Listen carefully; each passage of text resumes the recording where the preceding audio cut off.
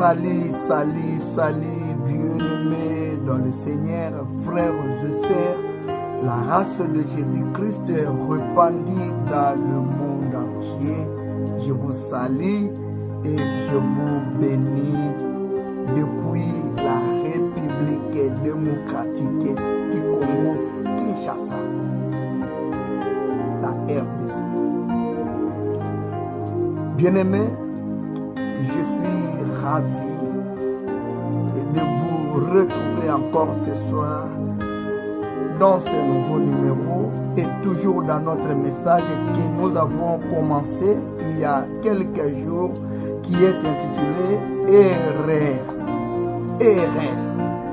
Ce petit message que Dieu m'a donné et Dieu m'a mis à cœur de partager avec le peuple de Dieu répandu dans le monde entier. Erreur. Dans le dernier numéro, j'ai donné la définition ou la signification d'une erreur. Une erreur, c'est quoi? Une erreur, c'est toute faute commise. Une erreur, c'est toute ou une faute commise. Bien-aimé, dans la vie, observe bien ta vie.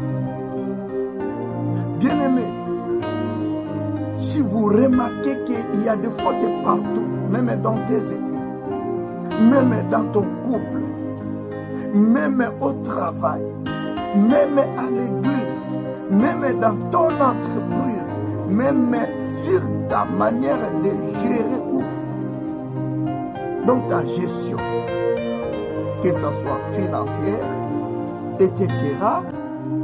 Si vous remarquez que tu es reproché partout, tu commets beaucoup de fautes, il faut chercher Dieu.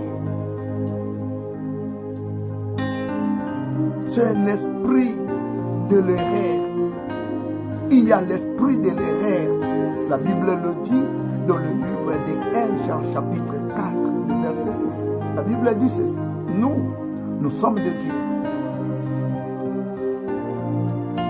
Ceux qui connaissent Dieu nous écoutent. Ceux qui ne connaissent pas Dieu ne nous écoutent pas. Et c'est par là que nous connaissons l'esprit de la vérité et l'esprit de l'erreur. Si vous remarquez des fautes dans tout ce que tu fais, il faut chercher Dieu. Il faut chercher la délivrance. Parce que ça diminue. Excès de fautes, excès de reproches, ça diminue, ça disqualifie. Bien-aimé, cela remet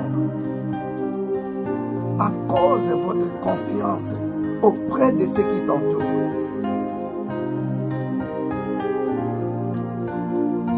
Erreur.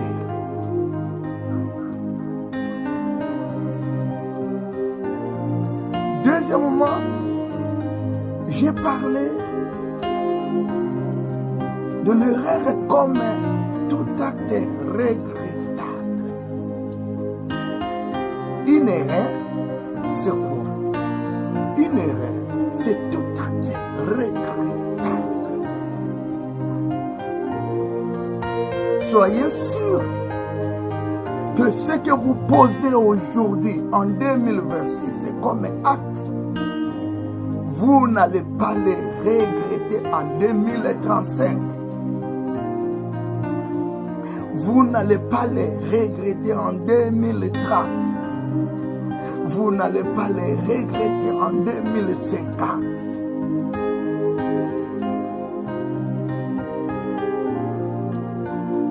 Es-tu sûr de tes actes? Qu'est-ce que vous posez comme acte au nom de l'influenceur? Je ne sais pas, influenceur c'est quoi? Aujourd'hui j'entends parler de l'influenceur. Parce que vous avez seulement un téléphone, vous n'avez pas l'éducation, vous n'avez pas l'éthique. Parce que vous avez un téléphone et vous passez pour communiquer tes erreurs, tes actes, ignobles, malsains, tu vas les regretter. Une erreur, c'est tout à fait regrettable. Et la Bible nous a dit que tu perdras à cause de tes fautes. Tu perdras à cause de ta faute. Tu perdras à cause de ta faute. Tu perdras ce mariage-là à cause de ta faute. Tu perdras cette relation-là à cause de ta faute. Tu perdras, bien-aimé, ce travail-là à cause de ta faute. Tu perdras cet enfant-là à cause de ta faute. Tu perdras cet argent à cause de ta faute. Non parce que ta famille est une famille de la malédiction, non. À cause de tes fautes.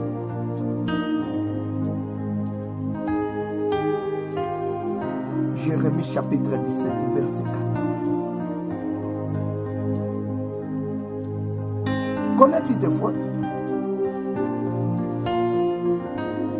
Une personne qui veut avancer, une personne qui veut évoluer, une personne qui veut prospérer et maintenir bien-aimé son bonheur ou sa bénédiction, c'est cette personne-là qui sait premièrement contrôler et maîtriser ses fautes. Une personne qui veut maintenir son mari, une personne ou une femme qui veut maintenir son mari, un homme qui veut maintenir sa femme, bien-aimée, ce n'est pas celle-là qui cherche que les fautes de sa copine ou de sa de sa femme ou de sa partenaire, non, ou de son mari.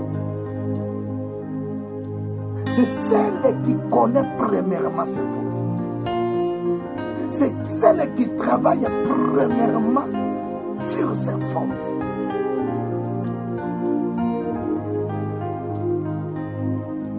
Pas celui qui est partout, qui cherche partout. Je vais l'épouser, mais je vais vérifier ses erreurs. Je patiente d'abord, je l'observe, je vais découvrir ses fautes. Tu cherches à découvrir que les fautes des autres, les défauts des autres, parce que connais-tu tes fautes?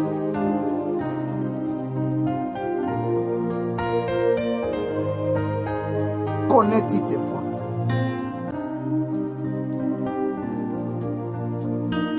Erreur.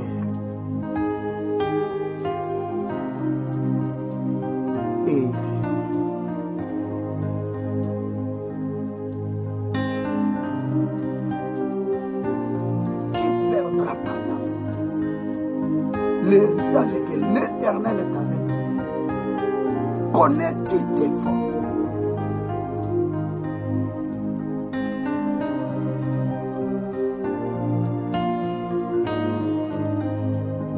Prends un peu du temps, s'il vous plaît, bien-aimé. Prenez un peu du temps. Connais-tu tes fautes? Quand on se pose cette question-là, moi je connais les miens. Moi je connais les miens. Et toi, connais-tu tes fautes? Travailles-tu sur tes fautes? Ou tu travailles sur les fautes et les défauts des autres? Ou tu es là que pour accuser les autres?